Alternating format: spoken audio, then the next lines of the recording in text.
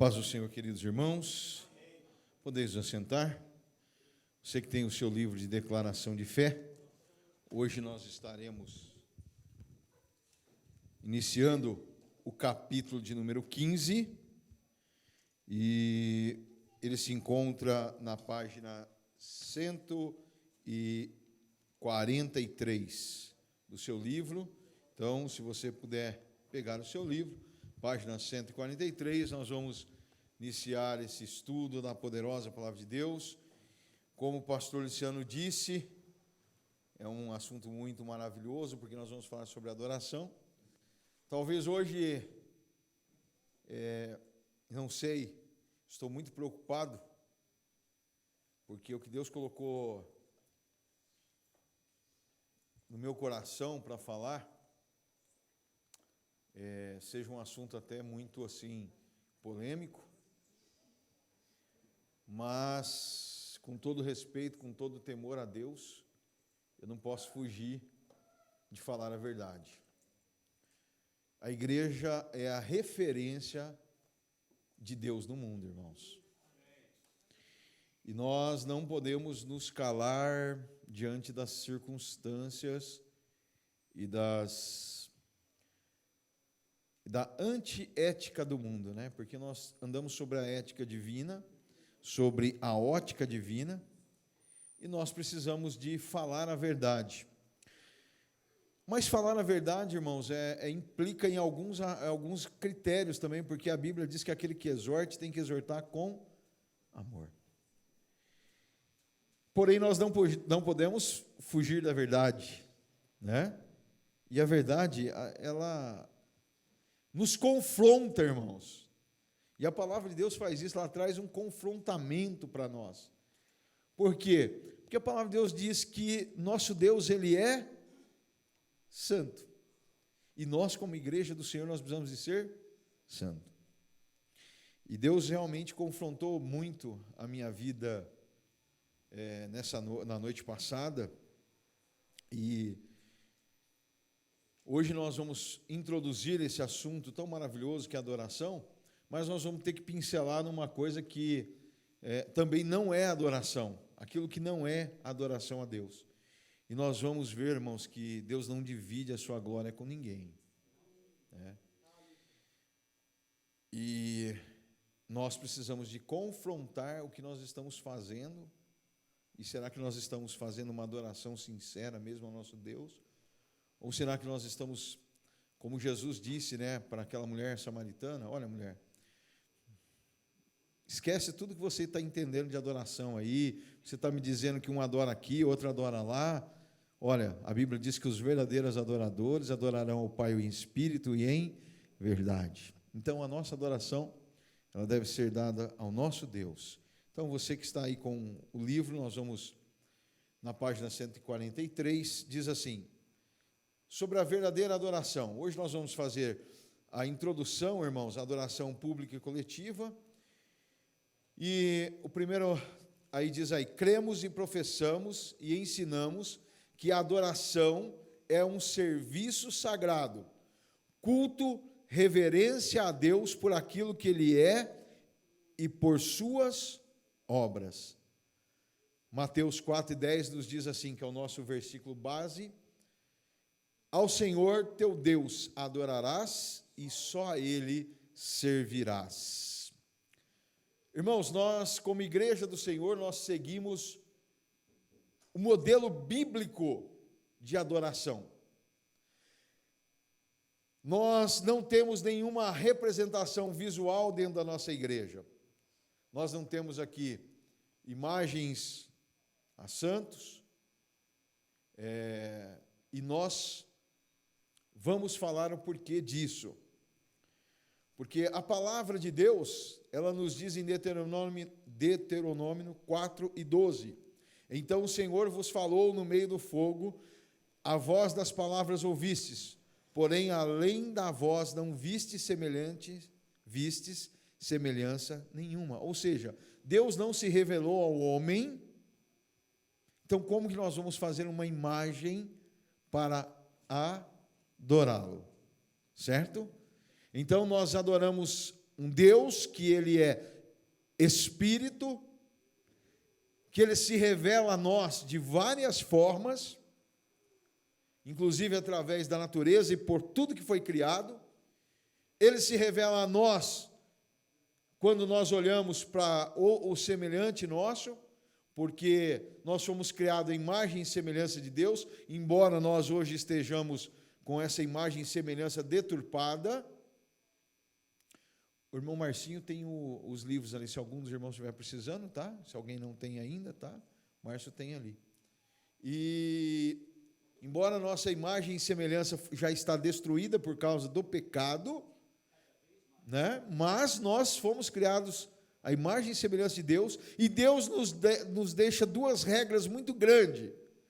Amarás o Senhor teu Deus sobre todas as coisas, e o teu próximo como a ti mesmo. Quem cumpre esses dois mandamentos vai cumprir todos os demais mandamentos, obviamente. Porque se você teme a Deus, você não vai querer pecar contra Deus. E se você ama o teu próximo como a ti mesmo, você não vai querer pecar contra ele. Então você vai ter paz na horizontal e na vertical, certo? Tanto com os seus semelhantes, quanto para com Deus. Nós não temos, então, nenhuma imagem nas nossas igrejas, e somos, obviamente, contrários a imagens, tá? Nós não temos e também nos posicionamos de uma forma contrária a imagens. Porém, nós não estamos aqui dizendo que nós vamos pegar imagem, destruí-las aqui no altar, não, nada disso. Nós respeitamos as outras pessoas. Porém, se você se diz cristão, e você quer ser um cristão autêntico, você precisa de seguir o que a palavra ensina. Não é aquilo que a sua mãe ensinou, não é aquilo que o seu pai ensinou. Quando você era pequeno, a sua mãe e seu pai te deram sua educação religiosa, te ensinaram os preceitos. Agora você pode examinar a Bíblia e observar se os preceitos que eles ensinaram para você estavam corretos. Se não estiver correto, você deve seguir os preceitos bíblicos. Ora, não é porque alguém nos falou. Eu lembro que a minha filha, quando era pequenininha, e ela queria afirmar alguma coisa para nós, ela dizia, fulano de tal falou. Né? Uma amiguinha dela tinha falado, minha amiguinha fulano de tal falou. Ah, você acreditou na sua amiguinha, não está acreditando no que o papai está falando, né?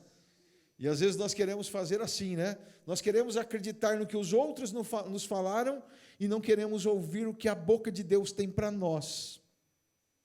Né? Viu? Acorde. Pegue a palavra de Deus e leia. Veja quantas objeções você vai encontrar aqui na Bíblia para você não fazer uma imagem, não ter uma imagem de escultura em casa, não adorar imagens de escultura, não prestar nenhuma reverência, não prestar nenhum culto, apenas com a sua Bíblia. Observe o que a Bíblia te ensina. Não é o pastor Wesley, não. É o que a palavra de Deus nos ensina. A verdadeira adoração, ela não contém imagens de escultura.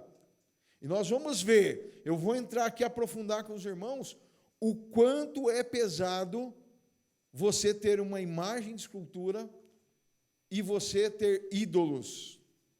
O quanto é pesado. E eu vou provar para você biblicamente. E aí você vai entender o porquê que o mundo está assim hoje. Irmãos, em Êxodo 20, versículos 4 e 5, no Decálogo, a Bíblia nos diz que nós não podemos nem fazer imagem de escultura daquilo que está no céu, nem na terra, nem nos céus, aves que voam. Olha o que diz a palavra de Deus. Não farás para ti imagens de escultura. Não é uma palavra muito pesada, não é isso? Ela é restritiva. Ela te impede. E a palavra começa assim, ó, não farás para ti imagens de escultura, nem alguma semelhança do que há em cima nos céus, nem embaixo na terra, nem nas águas debaixo da terra. Não te encurvarás, ou seja, não preste adoração, não preste culto a elas e nem as servirás, porque eu, o Senhor, teu Deus, sou um Deus zeloso, que visito a iniquidade dos pais nos filhos, até a terceira e quarta geração daqueles que me aborrecem. Ou seja, ser uma pessoa idólatra causa aborrecimento a Deus. E Deus amaldiçoa até a terceira e quarta geração destas pessoas. E como eu quebro essa maldição? Deixando de ser idólatra. Você não precisa de fazer semana de jejum, você não precisa de nada, você só precisa de uma coisa: abandonar a prática do pecado. E você está livre desse jugo. Amém? Deus, irmãos, Ele é um Pai, Criador, Ele é o nosso Supremo Senhor. E só a Ele nós devemos reverenciar. Só a Deus nós podemos prestar cultos, adoração, somente a Ele. A palavra de Deus diz em João 4:24, Deus é Espírito, e importa que os que o adorem em espírito e em verdade. Nós não temos a necessidade de colocar uma imagem de Deus aqui, porque Ele é Espírito. Nós não precisamos de tentar imaginar como é Deus, né? Como muitos imaginam Deus, aquele ser grande, velho, barbudo, né? Viu? Gente, Deus não envelhece. Para Deus não tem tempo. E quando nós vemos lá na Bíblia os braços de Deus, a perna de Deus, né? Isso aí é uma linguagem figurada, para que nós possamos compreender, porque como nós vamos entender o que Deus fez, né? Se nós não conseguirmos conexão com esse Deus. Então a gente vai lá e numa linguagem figurada, nós utilizamos, né, esse recurso de falar a mão de Deus, o pé de Deus. Só que imagina um ser tão gigante, né, que as pontas os seus pés estão aqui, a terra estrada dos seus pés, né? Ou seja, que ser tão gigante é esse? Quer dizer, numa linguagem figurada, demonstrando o tamanho de Deus. Agora, irmãos, nós não temos a necessidade de colocar uma imagem de Deus aqui para o adorar. Nós sentimos Ele aqui. E a coisa mais maravilhosa é isso, irmãos. Porque, na verdade, sentir Deus não é só aqui nessas quatro paredes. Eu sinto Deus, irmãos, de forma tão maravilhosa. E até às vezes, quando eu estou ali com um pensamento que é totalmente assim conturbado, com uma preocupação e tal, o Espírito Santo vem e fala com a gente, fala, olha, viu, fica quietinho aí, acalma teu coraçãozinho.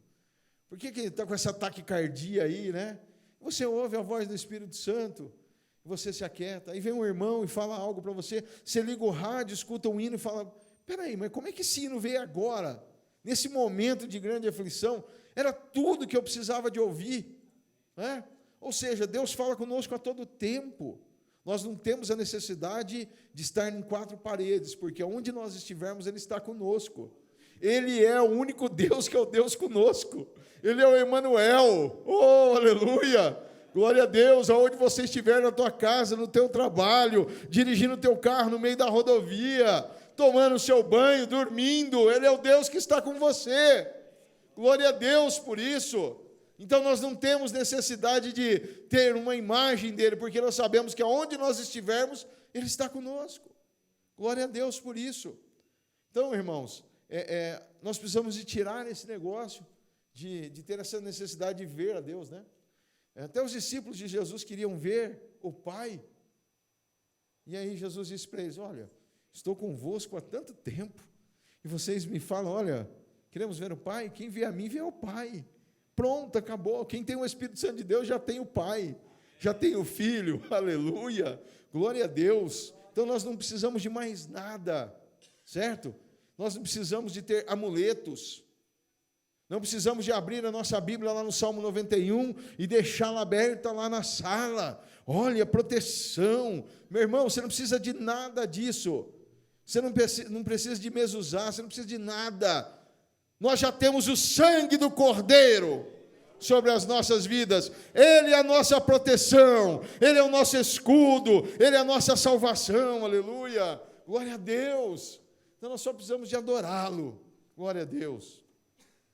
Não farás para ti imagem de escultura, nem alguma semelhança do que há em cima nos céus, nem embaixo na terra, nem nas águas debaixo da terra. Não te encurvarás a elas, nem servirás, porque eu sou o Senhor teu Deus. Sou o Deus zeloso, que visita as iniquidades dos pais e dos filhos, até a terceira e quarta geração daqueles que me aborrecem. Deus fala que essas pessoas o aborrecem, mas aqueles que o adoram, irmãos, esses o agradam. E quem agrada a Deus tem o favor dele. Que coisa maravilhosa, ter o favor de Deus. Assim, irmãos, nós prestamos a nossa adoração, o nosso louvor, em termos espirituais e imateriais, sem o uso de imagens de escultura ou de qualquer outro tipo de representação, ok? Por isso que você chega numa igreja evangélica e não tem nenhuma imagem. Nós não precisamos disso. Olha que a repetição de Deuteronômio, olha o que diz, Deuteronômio 4, 15 a 18. Guardai-vos, pois, com diligência a vossa alma, pois semelhança nenhuma viste no dia em que o Senhor vosso Deus, em Horebe, falou convosco no meio do fogo, para que não vos corrompais e vos façais alguma escultura, semelhança de imagem, figura de macho ou fêmea, figura de algum animal que haja na terra, figura de alguma ave alígera que voa pelos céus, figura de algum animal que anda de rastos sobre a terra, figura alguma de peixe que esteja nas águas debaixo da terra. Ou seja, se Deus é Espírito, nós não temos a necessidade de fazer nenhum tipo de imagem. Nós não temos necessidade de nos prostrar a alguma imagem, nem de beijar um santo, nem de colocar o santo de ponta cabeça dentro do copo d'água, né? Porque para fazer o casamento, né? Não é isso? Tem gente que vai lá, pega até o santo e coloca ele de ponta cabeça dentro do copo d'água, né? Nós não precisamos de ter imagem de escultura, irmãos. A igreja é um local onde nós viemos adorar um Deus invisível, um Deus que é fogo consumidor, um Deus que é todo-poderoso, e não dá para limitá-lo com imagem. É muita pretensão do ser humano querer colocar Deus numa imagem, né? É muita pretensão, não dá. João 4, 23 e 24 nos diz, né? Mas a hora vem, e agora é, que os verdadeiros adoradores adorarão ao Pai em espírito e em verdade. Porque o Pai, olha o que o Pai faz, procura a tais que assim o adorem.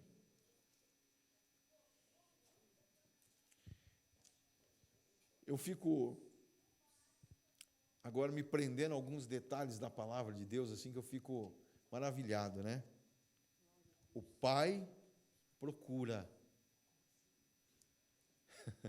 Às vezes, tantas pessoas querendo encontrar Deus e saem desesperadas por tantos lugares, em lugares errados, mas o Pai está procurando quem o adora em espírito e em verdade. Será que Deus está nos encontrando? Porque muita gente está procurando Deus, né? Tem os caçadores de Deus, né? Não é isso? Agora, Deus está procurando aqueles que o adoram em espírito e em verdade. Onde você estiver, Deus vai te encontrar. Porque a palavra de Deus diz que os olhos do Senhor estão como chamas de fogo. Chamas de fogo. Deus é espírito, importa que os que o adorem em espírito e em verdade. A nossa adoração, irmãos, nós entendemos que ela é um reconhecimento que Deus é digno do nosso louvor, da nossa adoração. Quando nós adoramos a Ele, nós estamos dizendo, o Senhor merece. O Senhor é digno. E quando nós assim o fazemos, nós recebemos de Deus a visitação. Às vezes eu passei algum tempo da minha vida, irmãos, que eu achava que Deus não estava ouvindo minhas orações. Um momento de grande luta, de grande aflição na minha vida, e eu orava, buscava Deus pelas madrugadas, eu ia para o monte toda sexta-feira, e parecia que havia um grande distanciamento entre a minha vida e Deus. E eu me questionava, eu falava: Deus, por que o Senhor, não me ouve? Parece que as coisas estão tão distantes, parece que eu estou num monólogo, não é num diálogo. Parece que eu falo contigo e o Senhor não me responde. Mas, irmãos, às vezes Deus nos coloca em alguns desertos, em algum momento de silêncio, para que nós possamos refletir e buscar a face dele mais e mais. Mas quando Deus resolveu falar comigo, irmãos, a coisa foi tão linda, tão maravilhosa, que parece que de lá para cá, eu nunca mais fiquei sem a resposta de Deus. E quando a resposta de Deus veio de forma tão agradável, tão maravilhosa, que eu falei: Deus, parecia que o Senhor estava tão distante, mas hoje eu vejo que o Senhor está tão perto de mim, porque você sente o amor de Deus. E às vezes nós queremos achar assim: não, Deus está tão distante. Deus está te vendo, meu irmão. Deus está ouvindo a sua oração. Se você está buscando o Senhor com o seu coração, com um coração sincero, entenda, você está sendo ouvido por Ele. Você tem uma ligação direta com os céus. Continue, insista com Deus, insista com Deus. Bate na porta. Quem bate, Deus abre. Quem pede, Deus dá. Agora, nós precisamos de estar com esse espírito de adoração. O salmista, no Salmo 27 e o verso 8, diz assim: o meu coração te disse a ti, o teu rosto, Senhor, buscarei. Busque a face de Deus, irmãos. Busque. Nós perdemos tanto tempo com coisas seculares, com coisas sem objetivos, e enquanto Deus está esperando que nós estejamos em comunhão com Ele, buscando a face dEle, buscando a presença dEle para Ele se revelar para nós. Quando você vai para Jeremias 33:3, é um versículo que eu tenho desde a minha meninice no meu coração, que diz assim: clama a mim, e responder-te-ei, e anunciar-te-ei coisas grandes e firmes que não sabes. Deus tem coisas lindas para se revelar da parte dele para nós. Coisas que, aos olhos humanos, irmãos, nunca um humano natural vai conseguir enxergar. Mas Deus tem para os seus filhos, para aqueles que o buscam. Agora, como que as imagens de escultura entraram no meio do cristianismo?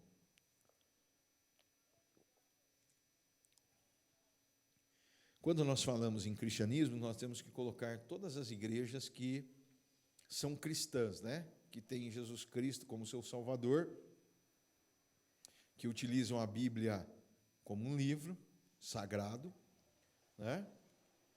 e porém não têm as mesmas práticas que nós, Muitos deles não têm as mesmas práticas, entre eles o catolicismo romano. Entenda, o catolicismo romano, irmãos, ele se fortaleceu na Era das Trevas, que nós conhecemos como Era das Trevas, A humanidade passou por uma crise intelectual, passou por uma crise espiritual, e o ser humano desaprendeu muitas coisas. A Idade Média foi uma época em que o ser humano desaprendeu. Em vez dele ter evoluído, ele voltou um pouquinho no tempo, E Nessa época, irmãos, houve uma introdução de imagens dentro da igreja, tá? Da verdadeira igreja de Cristo. Houve uma introdução de imagens. E, infelizmente, introduziu essas imagens no culto cristão e permaneceu até a Reforma. Na Reforma, houve uma diferenciação de forma clara. Não que não houvesse cristãos verdadeiros também na Idade Média. Houve muitos grupos, irmãos, tementes a Deus, que não adoravam imagens, que fugiam dos cultos pagãos mesmo, das aberrações do falso cristianismo. Porém, muitos entraram pela idolatria. E esses grupos que entraram pela idolatria argumentam por quê? Porque na Bíblia encontra Deus mandando fazer algumas imagens. Primeiro, Deus manda Moisés fazer os querubins de ouro e colocar sobre a arca da aliança. Segundo, Deus manda fazer uma serpente de bronze no deserto. Terceiro, no templo de Israel havia imagens de querubins, palmas, flores, bois, leões, romãs. E eles argumentam, então, que se Deus mandou fazer querubins, então por que eu não posso ter querubins na igreja? Por que eu não posso fazer uma imagem dos heróis da fé, que nós consideramos heróis da fé? Sim, os santos católicos, a grande maioria deles são heróis da fé. Quando nós pegamos Agostinho, Santo Agostinho de Hipona, entre outros nomes, nós cremos que esses homens foram tementes a Deus e buscaram, na sua época, fazer o melhor para o reino de Deus. Com certeza, não temos dúvida disso. Porém, nós não os veneramos, nós não os adoramos, nós não temos em nossas igrejas imagens dessas pessoas, apesar de respeitá-los e saber que são irmãos em Cristo Jesus, e um dia nós estaremos juntos no céu com eles. Porém, nós não os adoramos, nós não fazemos nenhuma veneração. Só para a gente entender, irmãos, quando Deus manda fazer os querubins lá no propiciatório, o propiciatório significava o quê? Lá no futuro, a redenção em Cristo Jesus, Aqueles querubins representavam a glória de Deus, a presença de Deus sobre a arca da aliança. Porém, você não via nenhum judeu adorando aquelas imagens. Eles iam para o templo e, detalhe, eles não tinham acesso à arca da aliança.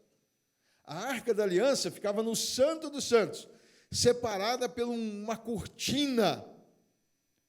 E ali entrava uma vez por ano o sumo sacerdote para fazer as expiações de pecados. Só ele, uma vez por ano. Então, lá dentro do templo, não se entrava lá para adorar os querubins. Ninguém tinha acesso àqueles anjos lá. Só o sacerdote. E ele ia ali para adorar a Deus. E tinha que entrar numa reverência, porque ele poderia morrer ali no Santo dos Santos. Não entrava de qualquer maneira. Ele entrava com muita reverência, porque era um local santíssimo.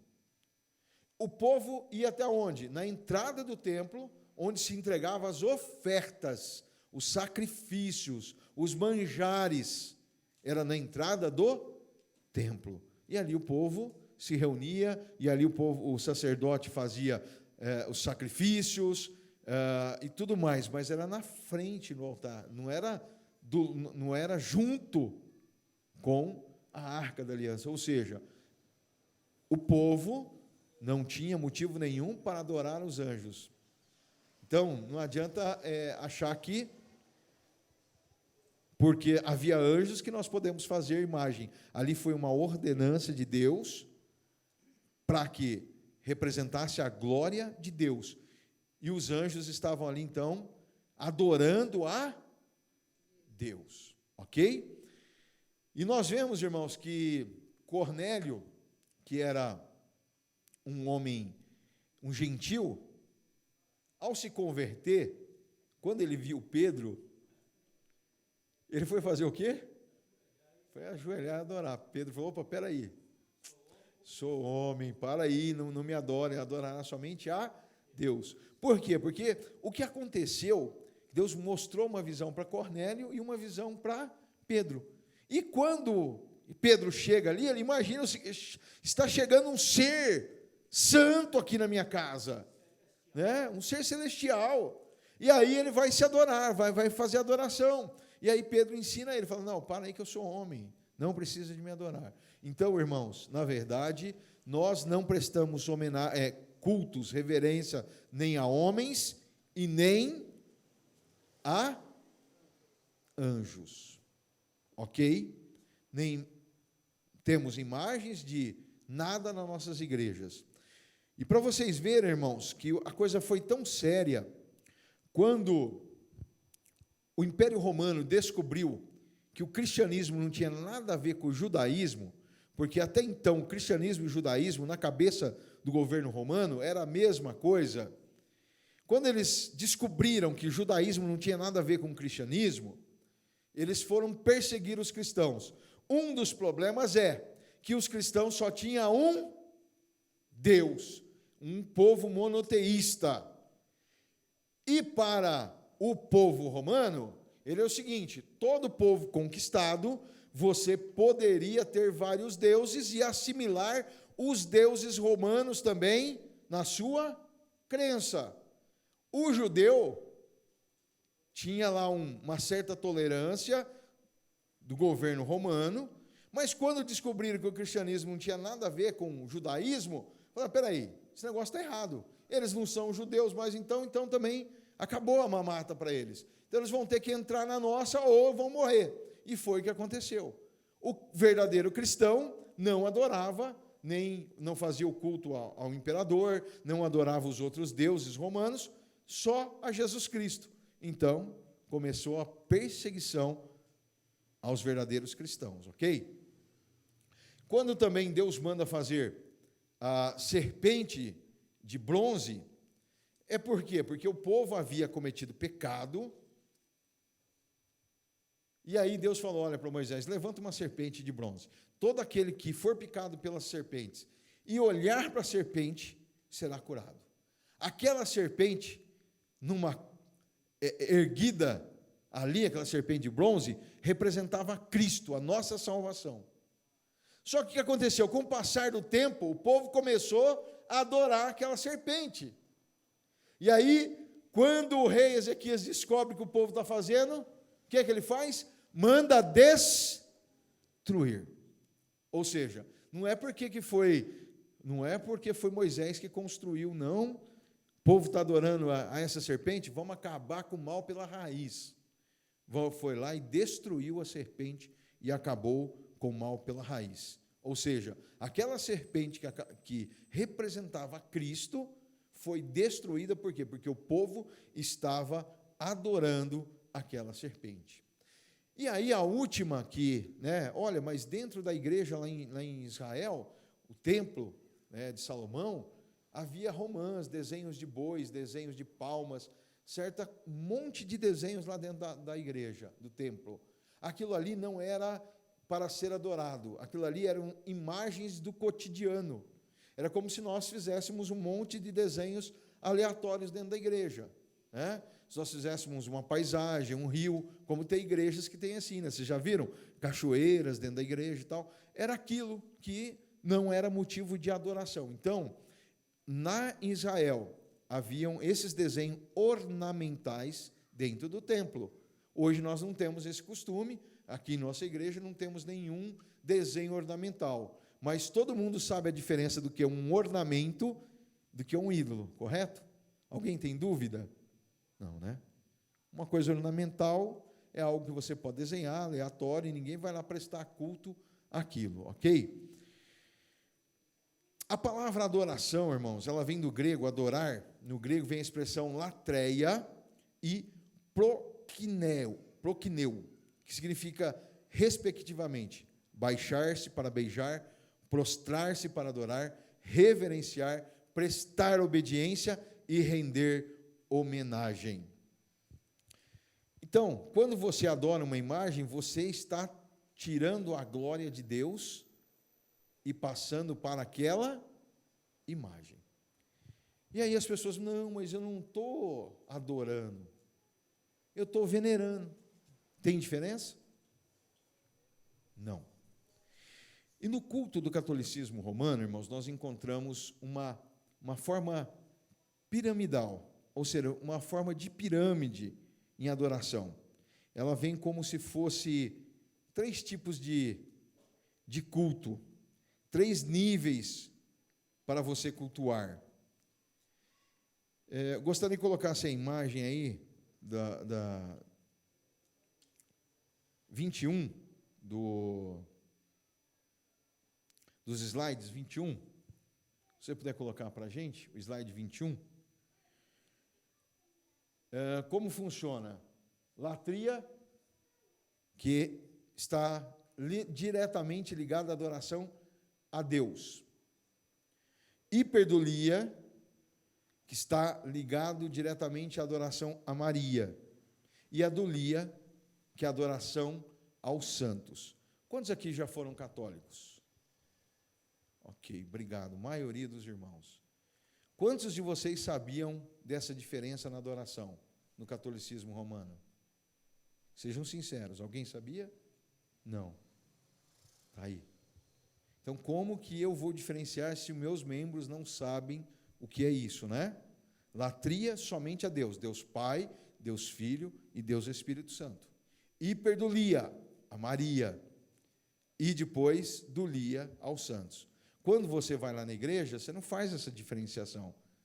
Ninguém vai lá, até eu vi um exemplo do pastor lá na sede, ele disse assim, eu nunca vi ninguém soltando rojão a Deus Pai, Deus Filho e Deus Espírito Santo. Mas quando pega uma imagem de um santo e sai numa procissão, solta até rojão.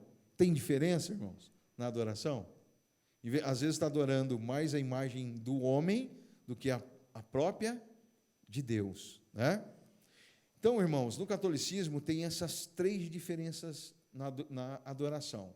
Latria, que é a Trindade, hiperdulia, que é a Maria, e dulia, que é aos santos. Com certeza, os padres e as pessoas, né, os ministros, com certeza sabem dessa diferenciação, mas não é passado para o povo. Então, o povo faz adoração aos santos como se estivesse adorando a Deus. O povo faz pedido a Maria como se estivesse pedindo a Jesus, né? E Maria está em um outro estado de hiperdulia. Ela não é Deus. Mas as pessoas pedem a ela. Né? Mas não chega. Então, não é. Né? Nem no catolicismo romano. Irmãos, isso aqui é coisa do catolicismo. Nem nos ensinos do catolicismo chega lá. Com todo respeito aos irmãos católicos aí, né? Aos nossos internautas que estão conosco. Eu estou falando para você isso porque nós vamos chegar a uma conclusão na Bíblia agora muito séria, irmãos. E é onde eu quero que você medite comigo naquilo que você tem praticado. Qual a diferença entre latria, hiperdulia e dulia? A realidade é que os termos se confundem. O povo católico não sabe diferenciar e nem respeitar esses limites, caindo na idolatria. Certo? Ok? Se fosse respeitado ali, provavelmente não estaria em idolatria. Mas não sabe, não é ensinado e acaba caindo nesse pecado. João 5, 18 ao 21 nos diz assim: sabemos que todo aquilo que é nascido de Deus não peca, mas o que é gerado, o que de Deus é gerado, conserva-se a si mesmo, e o maligno não o toca. Sabemos que somos de Deus e que todo mundo está no maligno, e sabemos que já o Filho de Deus é vindo e nos deu entendimento para que conheçamos ao verdadeiro. E no que é verdadeiro estamos, isto é, em seu Filho Jesus Cristo. Este é o verdadeiro Deus e a vida eterna. Filhinhos, guardai-vos dos ídolos. Irmãos, está aqui a Bíblia nos dizendo, guardai-vos dos ídolos.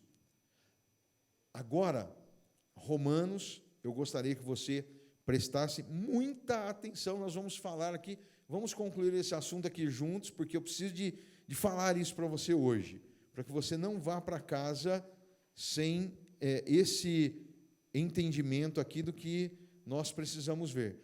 Romanos, capítulo de número 1, você pode colocar o texto na tela, por gentileza, de Romanos?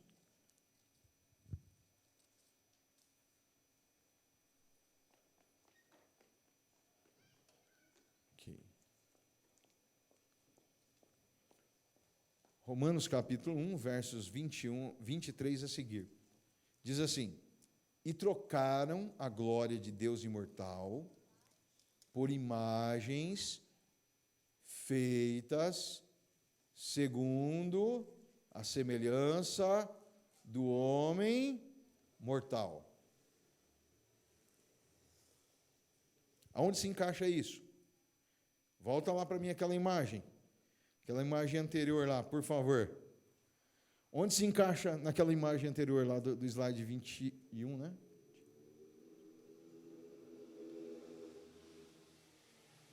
Tenha paciência, irmãos. Hoje nós vamos didaticamente falar aqui para que todos entendam.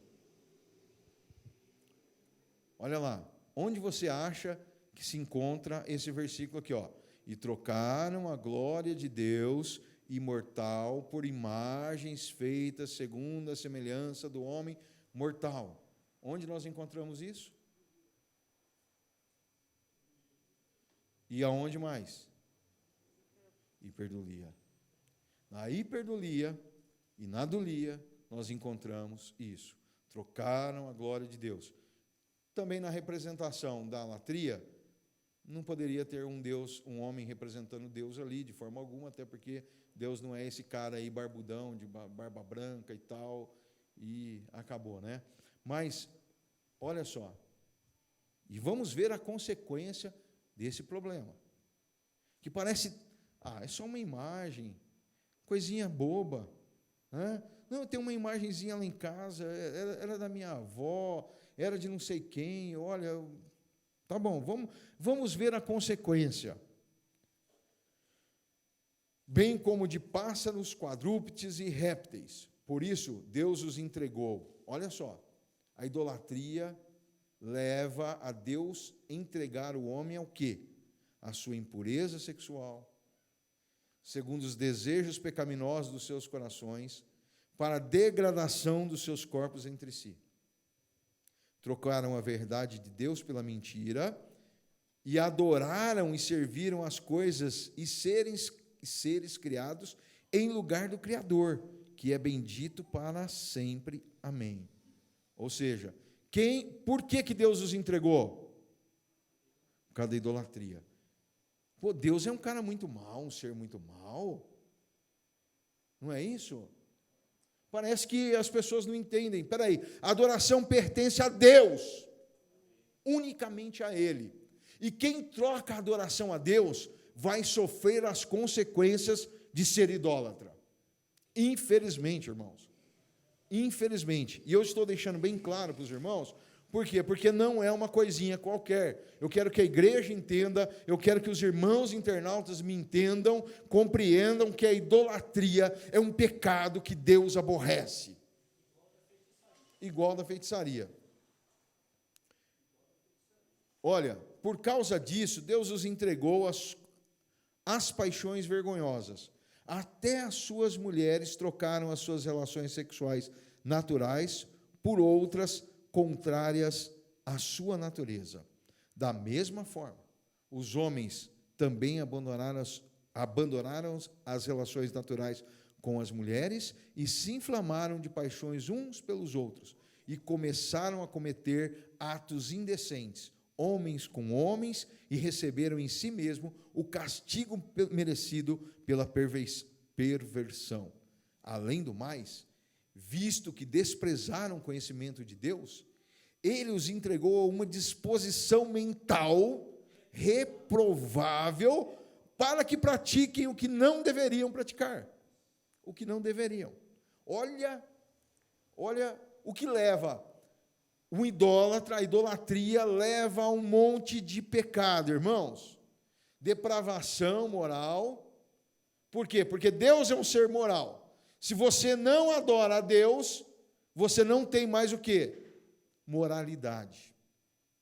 Se você está na vida de idólatra, você está longe de Deus, distanciado de Deus. Olha quanta consequência. Olha que terrível. Tornaram-se cheios de toda sorte de injustiça. Verdade ou mentira? Maldade, ganância, depravação, estão cheios de inveja, homicídios, rivalidade, engano e malícia.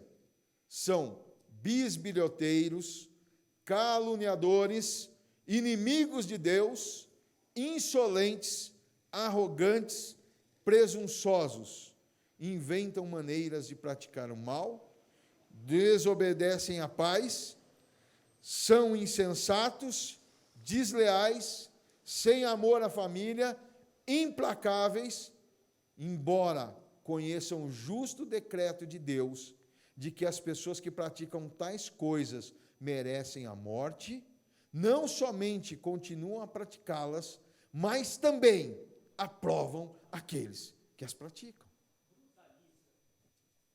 Irmãos, olha a consequência de um ato de idolatria. Será que é isso que nós vemos no mundo hoje?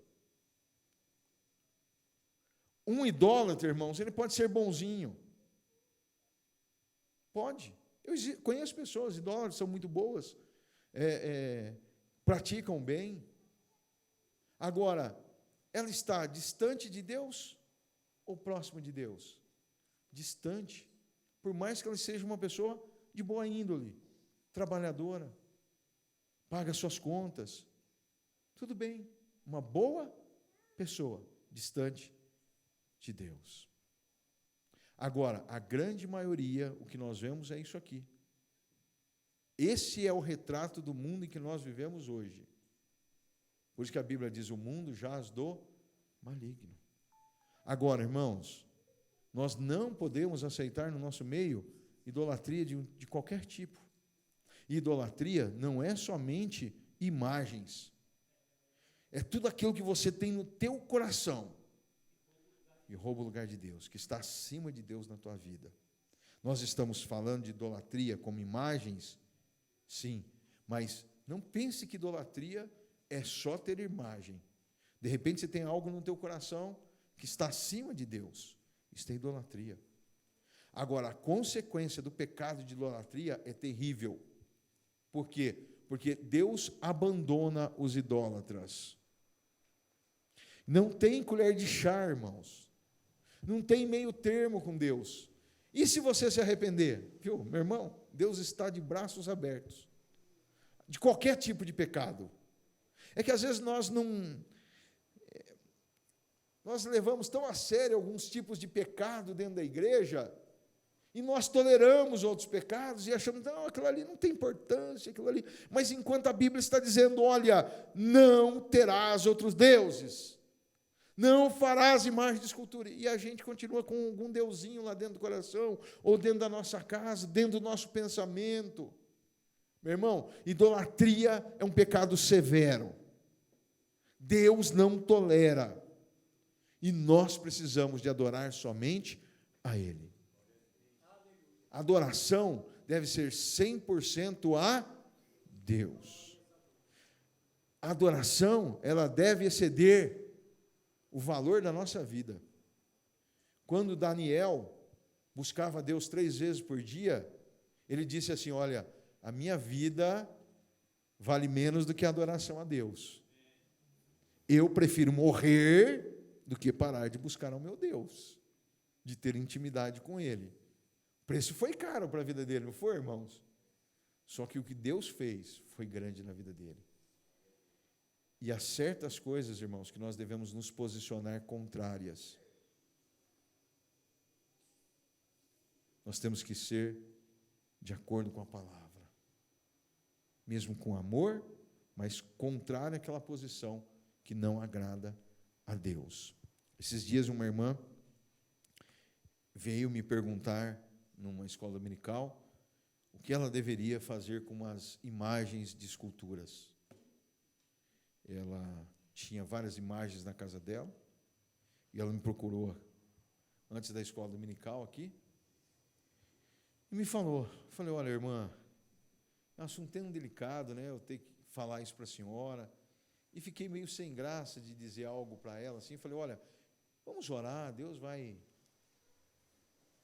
te direcionar o que a irmã vai fazer certinho, porque nós não adoramos imagens e tal. Conversei, tentei, fui aquele pastorzinho tão brando com ela, tão light com ela, irmãos. Virei as costas, Espírito Santo de Deus, mas você é covarde, né? Como assim, Senhor? Viu? Já falou assim, abre a tua Bíblia aí. Vai lá para Juízes. E eu fui lá em Juízes. Isso antes da escola dominical. E foi lá nos altos e derrubou os altares, os ídolos do seu pai. Primeiro, ele precisou de executar uma tarefa, tirar os ídolos do meio do povo, para Deus dar vitória a eles. Muita gente que não tem vitória porque tem ídolos dentro de casa, no coração. Deus não vai te dar vitória. Você precisa de derrubar esses ídolos, quebrar esses ídolos. Esses altares que estão a outros deuses. A adoração é para Ele. Ele é digno de toda honra, louvor e toda adoração. E aí eu peguei aquela menina, a filha da irmã, também estava na minha sala, peguei ela e falei, olha, fala para sua mãe que eu já tenho uma resposta para ela. Fala para ela ler Juízes, capítulo tal, e os versos tal. Entreguei para a menina. Quando foi à noite, a irmã, pastor, entendi. Meu irmão, nós temos que nos posicionar contra o pecado. Deus quer fazer de nós um povo abençoado, próspero em todas as áreas. Não estou falando só de dinheiro aqui não, irmãos. Aqui, dinheiro é secular, dinheiro vai ficar aqui. Mas nós temos um céu, nós temos vida eterna, né? Nós temos um Deus que nos ama e nós vamos viver com Ele eternamente. Nós vamos viver coisas que os olhos humanos não têm capacidade de imaginar, de sonhar, irmãos. Nós vamos viver com esse Deus, mas nós precisamos de nos posicionar de uma maneira correta para servir a esse Deus. Amém? Que Deus te abençoe. Pode. Então, eu fui criada muito vigorosamente na religião católica. Era filha de Maria, cantava em latim com as freiras na igreja, cerimônia lindíssima. Aí eu casei, a minha história é muito grande, é um filme. Para resumir, que está falando dos ídolos. Eu tinha todo tipo de imagem na minha casa, tudo de imagem bonita, aqueles quadros. E quando nós aceitamos, e nós não gostávamos de crente não, porque não amávamos. Aí, quando nós aceitamos a palavra, eu li a Bíblia. Eu só ia ler na Bíblia. Ó, irmão, eu abria nas partes das imagens de escultura. Foi falando. E o japonês, que era o pastor, ia lá no nosso comércio, e eu falava, ó, Cunil, chamava Cunil, o que eu vou fazer com minhas imagens tão lindas? Ele falava, irmã Silza, não liga para essas imagens, ela não pode fazer mal para você e nem bem. Vai ler na Bíblia, irmão. Irmão, com 4 meses eu tirei tudo da parede. Olha que bênção. Foi ler na Bíblia. Amém. Olha só, irmãos, a irmã Silza era uma católica fervorosa, os irmãos da internet que não ouviram, ela era uma católica fervorosa, cantava, fazia os cultos em latim, cantava em latim, e ela se converteu, e ela não sabia o que fazer com as imagens, e lendo a Bíblia, Deus falou com ela o que ela deveria fazer. É aqui, irmãos, ó, nosso guia de vida é isso aqui, irmãos. É isso aqui, para todas as áreas. Não só nessa área, em todas. E quando a gente foge daquilo que aqui está nos ensinando, meu Deus, difícil. Horrenda coisa é cair na mão do Deus vivo. Que Deus abençoe os irmãos. Patrícia, você queria falar algo?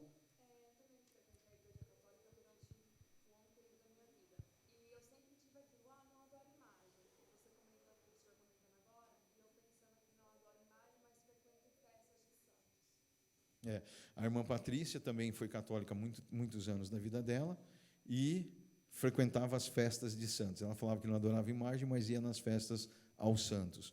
Nós temos que tomar muito cuidado para não tirar nada. Como eu disse, não só imagens, nós estamos mostrando aqui o que é adoração, então estamos precisando de falar. Na próxima semana vai ser melhor, né? Hoje nós precisamos de ser muito duros, enfáticos na palavra, mas é a verdade. E a Bíblia diz assim: conhecereis a verdade e a verdade vos libertará. Quer ficar livre das consequências do pecado que está aqui em Romanos? Não seja idólatra. Quer continuar no pecado? Não tem problema. É opção sua. Principalmente para o cristão. Quer continuar vivendo no pecado? Não tem problema. Paulo diz: posso todas as coisas, mas nem todas as coisas me convêm. Por quê? Porque virão as consequências. E as consequências do pecado de idolatria, nós encontramos aqui em Romanos, coisas terríveis, e em outras partes da Bíblia. Ou seja, quer viver no pecado, é problema teu, com Deus. Mas nós estamos aqui te alertando, não viva assim, porque Deus tem coisa melhor para a tua vida. Amém? Nós vamos... Então, nós tinha muita coisa, o comércio vende de tudo. Então, a gente lê na Bíblia, a gente ia vendo o que nós tinha que tirar, que não agradava a Deus. Para resumir, tiramos tudo, ficamos a fome e banana. Glória a Deus. A irmã Silvia foi tirando tudo da casa dela, do comércio dela, tudo aquilo que era de imagem, de escultura, ela foi tirando, porque ela ouviu a voz de Deus através da palavra do Senhor. Amém? Tire do seu coração tudo aquilo que não agrada a Deus. Amém? Nós somos templo do Espírito Santo de Deus. Tire tudo da tua vida. Posso seguir aquele versículo que fala: quem deixa a vida por amor a Deus, ele restitui Amém. 100 vezes mais. Irmão, nós ficamos Essa pobre, 100 vezes mais nessa viemos vida. aqui para Campinas para começar a vida de novo. E Deus restituiu. Glória a Deus. Amém. Amém. Deus é tremendo. Tem que abandonar mesmo que não agrada a Deus. Amém.